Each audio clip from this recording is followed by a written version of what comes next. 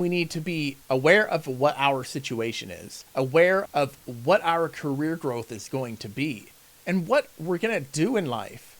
More and more people are finding themselves having to work multiple jobs. Our country should be built on manufacturing and farming, and that should be the foundation of our economy. But instead, what do we have? We have an overabundance of white-collar opportunities. When you're working a job, do you think the managers, the direct hire, the supervisors, the people you interact with on a day-to-day basis, do you think they care about you at all? Do you think that they are concerned about what your career is? Do you think that they're at all thinking about what is it that guy really wants to do with their life?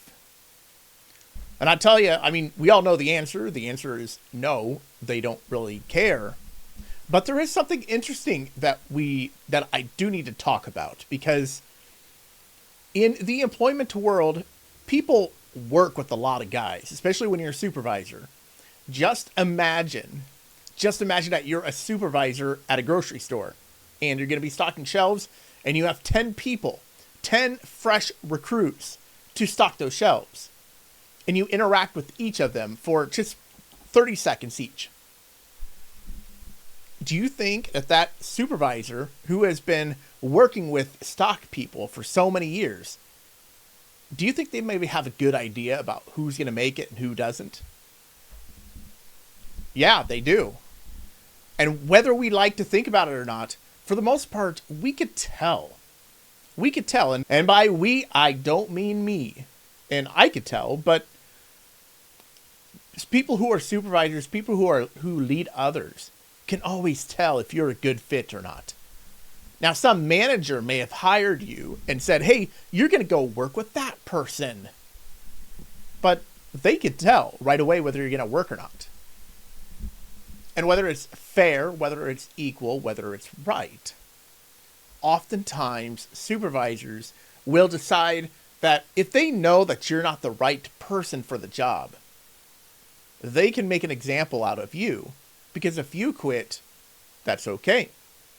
If there's somebody you really want to keep around and you make an example of them and they leave, well, then you just lost one of your better workers. And so let's go through this case study here, okay?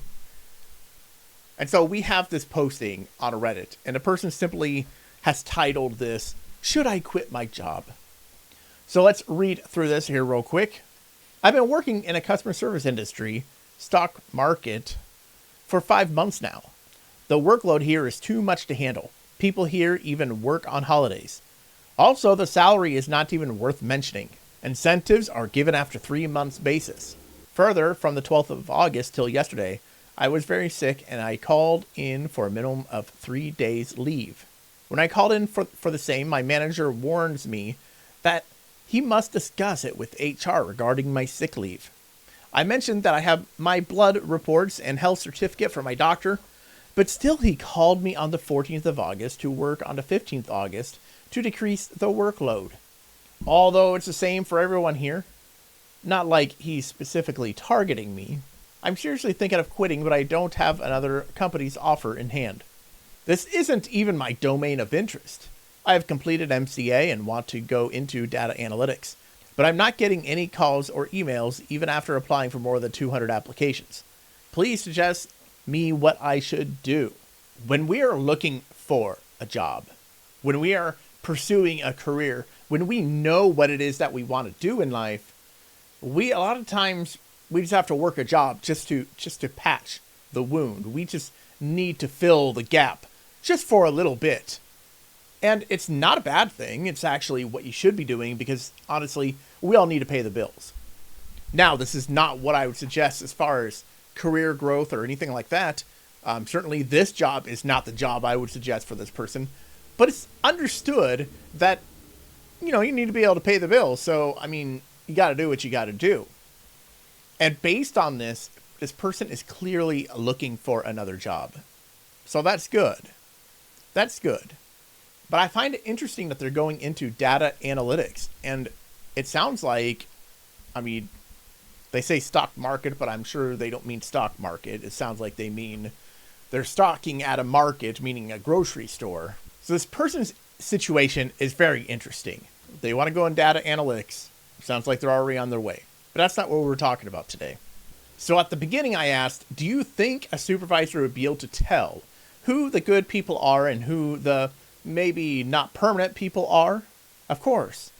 And here we have a case where it sounds like somebody is working at a grocery store and they're an IT person. Do you think among all the blue collar people, all the people who are there to do lifting, do you think all those people standing next to this IT person, do you think maybe that IT person is going to stand out a little bit? Yeah, of course. They're going to stand out a lot. So what's the problem here? Generally, there is none. I mean, everybody's got to work in some way, shape, or form. But at some time, we need to be aware of what our situation is, aware of what our career growth is going to be, and what we're going to do in life. You have somebody in this example, in this case study, where they're working in, there's an IT person and they're working in a grocery store. Yeah, I don't know. Maybe they should go work in another IT place. Go work an IT job, even if it's not data analytics. Go work in IT. The closer you get to your destination, the more likely you are to actually make it there. If you're looking for a software developer and you look at their resume and all the resume says is stalker at Walmart, bagger at grocery store, Subway sandwich maker, and that's all it says on the resume, how is that going to look? How would you react if you saw that? It used to be in the United States that with resumes, you could put whatever you want on the resume. And the old fellas would say things like, oh, you need to show work experience so that the new employer would know that you've worked before and show that you have experience. And that is an old way of thinking. That actually doesn't work anymore. Actually, the algorithms don't like it. The HR people don't like it. It actually messes things up big time. Whenever you work on your resume, whenever you're building your career, you want to make sure that you're as close to the destination as you possibly can, at least to be within the realm of reality for that position. So, for example, I was a software developer.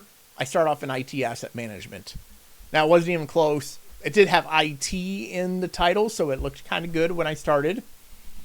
And I was around IT people, and that was a good experience for myself.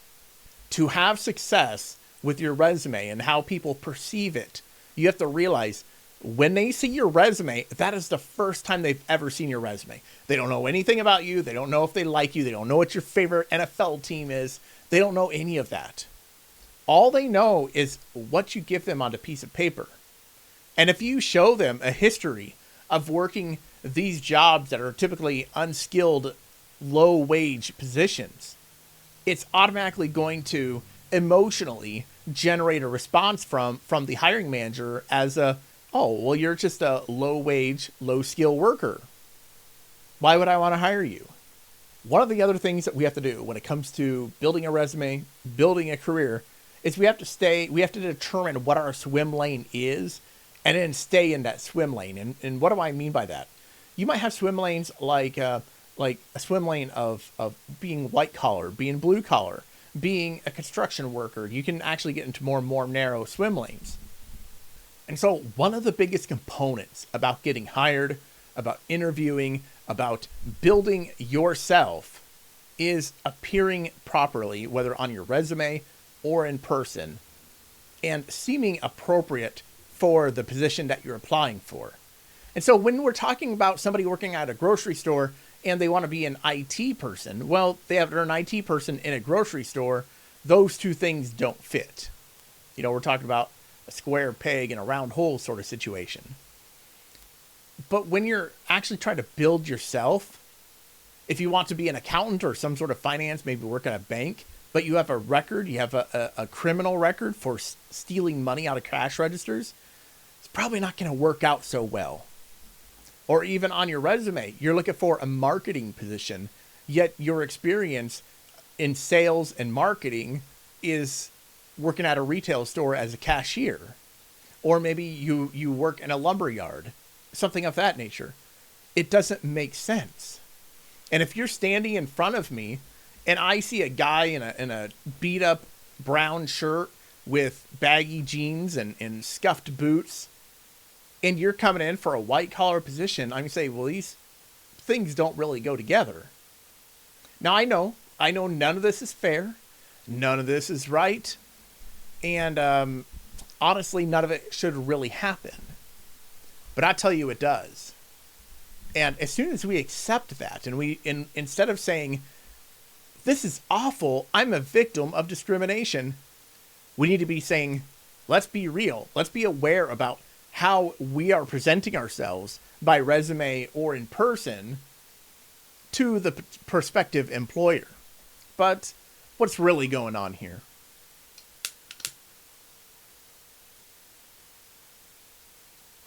We have a situation, at least in our country, where we have lots of people who are trying to work.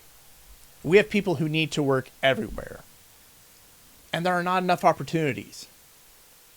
Yes, there are places to work, and yes, employers are hiring. But right now, in this recession-like environment, things are kind of tight. And it's made worse because of the wages that are being paid out. And I say that not because companies should pay more and just to make sure that people can have a living wage. That's not what I'm talking about. More and more people are finding themselves having to work multiple jobs. And when they have to work multiple jobs, that's fewer jobs for you and me to work. Now, what happens if you're a remote worker, a remote IT person, and you have 6 remote IT positions, working all 6 of them at the same time? What do you think happens? That one person is doing pretty well, but that means there's 5 positions that someone else could have, but they're never going to get. We are in a situation to where our country has an identity issue. Our country has an identity problem where we don't know what our purpose is on a global scale. We don't know what our country is about. Our country should be built on manufacturing and farming. And that should be the foundation of our economy. When we have production, we have manufacturing, we have farming, and we build those things, that produces a lot of jobs for people. Now, doesn't it? Now, I don't know. Right now, I don't feel like that's the case. Go to all these small towns. Just drive around to a few small towns and you'll see what I mean. So many small towns have closed manufacturing buildings. They're buildings that used to be of one manufacturing company or another, but they've all left.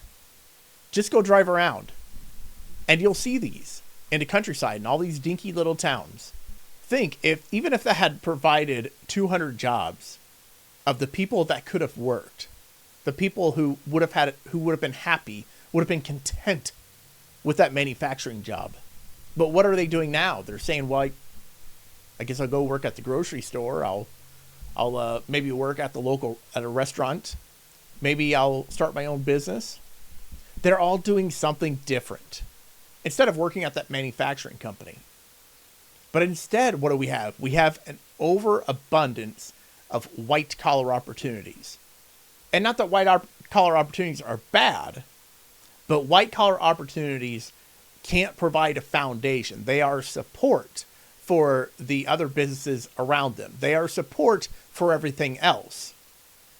They either produce something that's digital, or they provide services such as human resources or accounting or marketing, something of that nature. But those aren't the core portions of America. They're just not the core. The core of any country needs to be manufacturing, production, farming. And the sooner we get back to that, the sooner we won't have these ridiculous situations where we have an IT person who has to work at a grocery store because they can't find a job, because there's no opportunities. And the reason there are no opportunities is because There are too many people for too few jobs. And so what should you do about it? If you find yourself in this situation to where you are working just for a job, you're working just for a paycheck, and you're like, it's just a job. I understand. We all had to do it at one point or another. But you also need to have a plan on how you're going to get out of that, so you don't spend the next 5 years of your life working for $10 an hour. You need to have a plan. You need to know exactly what kind of job you're going after and figure out a way that you can get to it. So pinpoint that job, figure out what skills you need, and get closer and closer. Find the next job.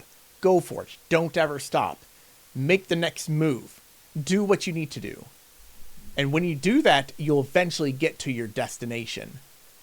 Now, it may not be perfect. It may not be linear. It may not be very clean. But you can do it. So many other people have done it. As an example, you could have an accountant who's never worked an accounting job. They get a small part-time contract position doing accounts receivables. And then they went from there to working in a bank doing non-accounting work, but still in finance. And then they went from that to another contract to a full-time to the job that they wanted. It's not perfect. It's never perfect. It's never clean. But we just have to get closer and focus on that destination. And when you work with the focus, when you have a focus, when you're striving for something, it pushes away those dark thoughts that you would have if you're just sitting in your room all by yourself for too many days. And this is what we have to move for. I know the economy's not perfect right now, but you can still get employment out there. It still exists, and you can get to the job that you want. But you need to go for it, and you need to do it, if you have to, incrementally. That's it for today. I'm SB Graham. This is Jobferno. If you have any questions, send me an email at questions@jobferno.com. And as always, choose skills over money.